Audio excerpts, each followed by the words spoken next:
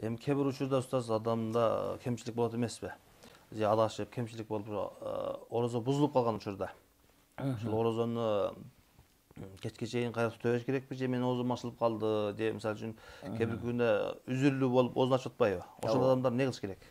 Мисалы үчүн жанагыдай оору себептен ооз ачып калды же сапарга чыккан себептен ооз ачылып калды болсо, анда бул адамдар ошол же жанагыдай айыз көрүп калган аялдар, нифас көрүп калган, орозо кармай албай калса, тамагын жеши мүмкүн, бирок элдин көзүнчө ошол орозо туткандарды адеп менен жүргөндүгү макул деп айтылат. Анткени адамдар жаман күмөндө калбасын, орозо кармабай бул эмне мусулманбы жокпу деп ушак тарап кетпесин деген мааниде. Ал эми жанагы бала эмизип аткан аялдар орозо кармабайт, бирок элдин көзүнчө тамагын жебесин деп айтылган ошол себептен да. Анан бир натура түшүнүп, орозо учурунда биздин кээ бир молдокелер ошол кафелерди, ресторандар баарын жаптыра беришет да, жабыш керек депчи. Кызык коноктор бар, мусулман эместер бар, айыз көргөн аялдар бар, ал картаңга ошого кемпир бар, жаш бала деген бар, мусапыр бар, балким сатып алып кечке сактап коет деген бар. Ошон үчүн жанагы кээ бир молдокелер ашкера болуп чектен чыгат, жанагы чала молдо дин бузар деген ушул аябай туура сөз да. Ошентип отуруп динди бузуп койгон учурлар бар да. Жаман көрсөтүп, Жаман көрсөтүп. Мечиттин тегерегине адал оокат деп келсем дейт, бир мусапыр айтат. Анан курсагым ачкан аябай дейт. Бардыгы жай эмне десем, молдокеге урушуп жаптырып койду. Башка жакта тамакты мен билбейм деп айтат. Ошондуктан өтө этият болуш керек да, өтө этият болуш керек бул маселеде. Чебер болбосо кыйын.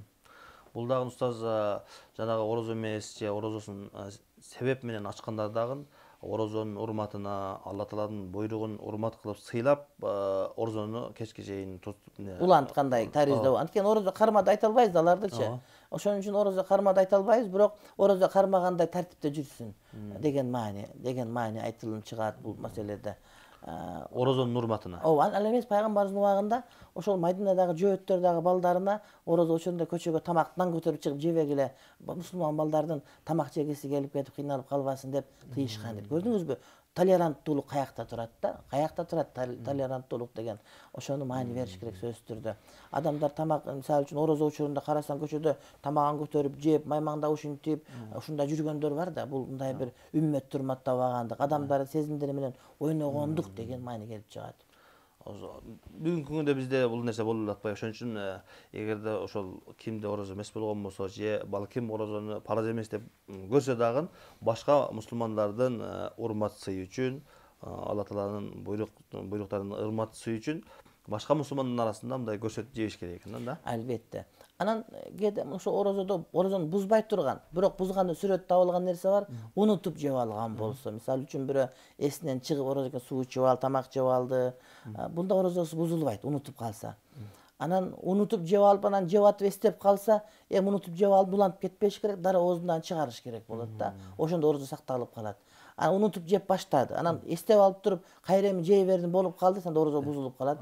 Урматтуу бир тууганым. Билгенден кийин. Ооба, анан дагы бир маселе бар. Эми бирөөнүн жеп атканын көрсөк, биз ошону айтабызбы, жокпу деген маселе.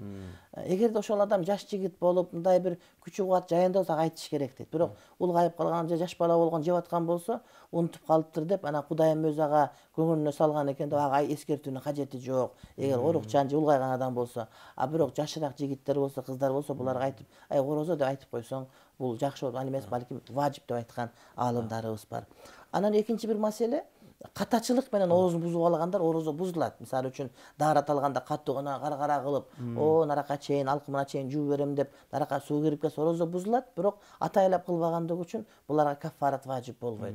Ошондуктан мисалы үчүн этиятсыздыктан болгон нерселер, мисалы даарат алып атканда же болбосо сууга түшүп аткан учурларда, же болбосо усул алып атканда, же болбосо жанагыда жамгырга чыгып алып карап, жамгыр төктө ырдап атып, ошол оозу мурдуна суунун баарын киргизип алса, ошонун бардыгынан орозо кадимкидей бузулат, урматтуу бир туугандар. Бирок кафарасы жок. Каффарат жок, анткени атайлабагандыгы үчүн каффарат жок. Ордуна бир күн эле тутуп берет. Бир күн каза тутуп берет, күнүнө күн тутуп берет булар. Жана устаз бул жерде ошол күндү орозо кармаганда тарыйда өткөрөт толугу менен, анан бир күн каза тутуп берет.